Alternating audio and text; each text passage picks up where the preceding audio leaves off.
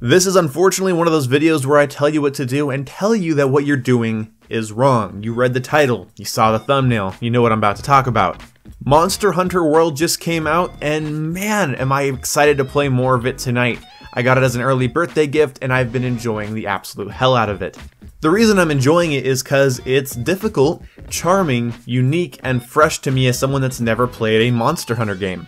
Sometimes it makes me feel like I'm playing a Nintendo game like Legend of Zelda, or I'm playing something from Square Enix like Final Fantasy 15, or something more along the lines of Witcher or Skyrim, but at its core, it's fresh, it's new, it's interesting, and I've never had the absolute privilege of playing a game like this before.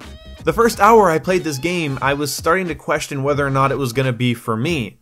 And then after about 4 hours of playing, I was hooked. Basically, I'll tell you what happened. I tasted victory, and I tasted bitter defeat.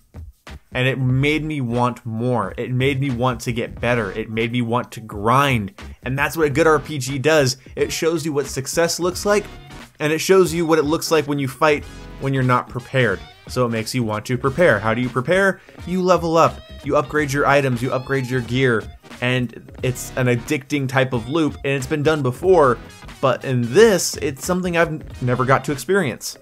I'm sorry about the ramble. So what are you doing wrong? That's right, you're watching videos.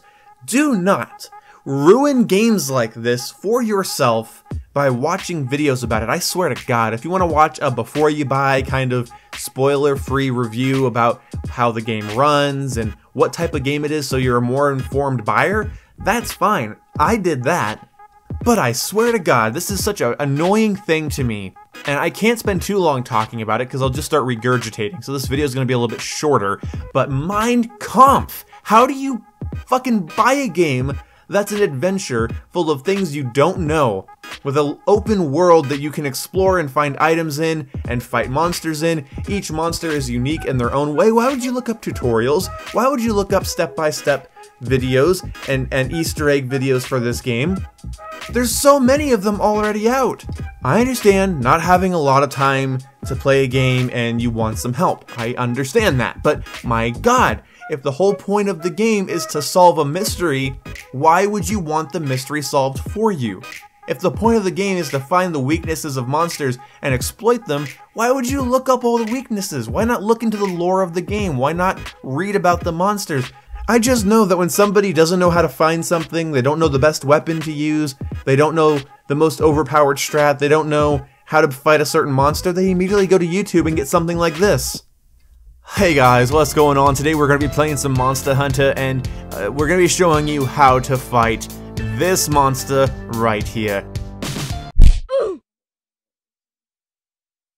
That's right, this monster is difficult to fight, but I'm going to now show you all the weaknesses, the best weapon, and best strategies in doing so. The first thing you're going to want to do, there is nothing more frustrating to me than these types of videos, especially when it comes to games like Final Fantasy or Breath of the Wild or Skyrim or Fallout or Monster Hunter World or Kingdom Hearts 3 or Witcher. These are games that are adventures. You don't need some douchebag on YouTube doing the first thing you're gonna want to do. No! I will find out the first thing that I will want to do. If my entire play session is just figuring out the game a couple times, that's fine. That's rewarding. Video games can be an adventure that you actually carry with you for longer than 20 minutes. You know how right now, if you're like my age, you probably are nostalgic for the games you used to play as a kid and the things you used to do when you were younger? Like discovering masturbation for the first time? You can still have new experiences that give you that kind of nostalgia today. You can do something today that gives you that nostalgia later. And maybe playing through a game without a step-by-step guide is the best way to do so. Why would you look up how to beat a monster in Dark Souls? The whole point of the game is figuring out how to do it. That's the fun part. How is this not fun to people? Why do people step-by-step their way through every fucking game? You might think, boom, I don't do this, my friends don't do this, my mother doesn't do this, my son won't do this if I ever have one. What are you freaking out about? You would be surprised. If you watch these types of videos, look at the amount of comments that say, oh, thank you, you're a lifesaver. Look at all the fucking likes and look at the low amount of dislikes.